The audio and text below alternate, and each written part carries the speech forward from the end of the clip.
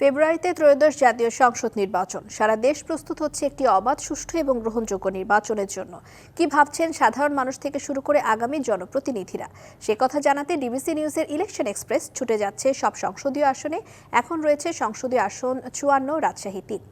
CSRM DBC election express. এখন আমরা আছি রাজশাহী 3। এই আসনটির সংসদীয় আসন 54 এবং এই আসনটি রাজশাহীর পবা এবং মোহনপুর উপজেলা নিয়ে গঠিত। এই আসনটির মোট ভোটার 4 লাখ। এখানকার নারী এবং পুরুষ ভোটার প্রায় সমান সমান। এখানে আমাদের সাথে অতিথি হিসেবে আছেন জেলা বিএনপির সাবেক যুগ্ম সাধারণ সম্পাদক রায়হানুল আলম রায়হান। তিনি ছাত্রদলের জেলার সভাপতি এবং সাধারণ সম্পাদকও ছিলেন।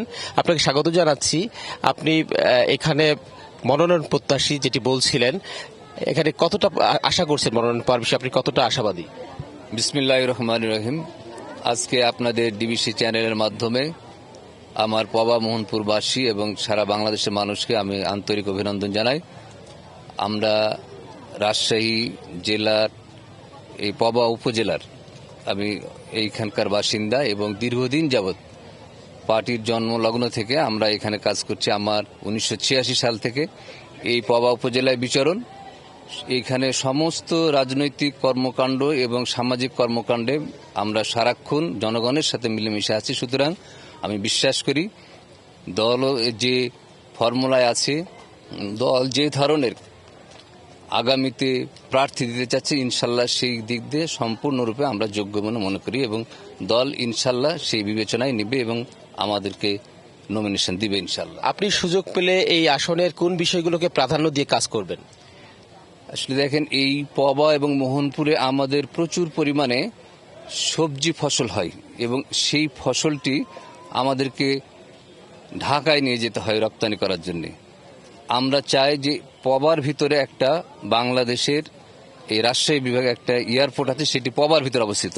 আমি চাই যে রাজশাহীর এই পবা মোহনপুরের কৃষকদের উন্নয়নের জন্য এই এয়ারপোর্টটিকে প্রথমে আমরা আন্তর্জাতিক মানে উন্নীত করতে চাই, যাতে আমাদের কৃষকরা তাদের জমির ফসল এইখান থেকে বিদেশে রপ্তানি করতে পারে এবং প্রচুর বৈদেশিক মুদ্রা অর্জন করতে পারে।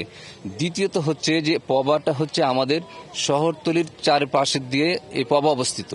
এইখানে অনেক লোকালয় আছে যেখানে ড্রেনেজ ব্যবস্থার খুব সংকট রয়েছে এবং রাস্তাঘাটের খুব সংকট রয়েছে। আমরা চাই প্রথমে এই পবার এই সমস্ত শহরের উপকূলীয় এলাকাগুলিতে আমরা ড্রেনেজ ব্যবস্থাকে উন্নত করা, যাতে মানুষের বসবাসের উপযোগী হয়ে গড়ে ওঠে এবং রাস্তাঘাটগুলি যাতে শহরের সাথে যোগাযোগ অত্যন্ত মসৃণ হয়, সুন্দর হয়।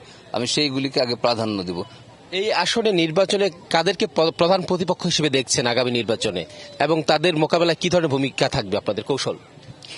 এটি দেখুন, নির্বাচন আসতে এখনো অনেক দেরি আছে। সুতরাং নির্বাচন আসা পর্যন্ত আমাদেরকে ওয়েট করতে হবে যে আমরা প্রধান প্রতিপক্ষ আমাদেরকে কাকে পাবো, এখানে জাতীয় পার্টি না জামাত ইসলাম, এইটা আমাদেরকে ভাবতে হবে। এইটা এখনো সময় আসেনি আমাদের প্রধান প্রতিপক্ষ ভাবার। ধন্যবাদ। সিএসআরএম ডিবিসি ইলেকশন এক্সপ্রেসে কথা বলছিলেন এখানকার বিএনপি নেতা রায়হানুল আলম রায়হান।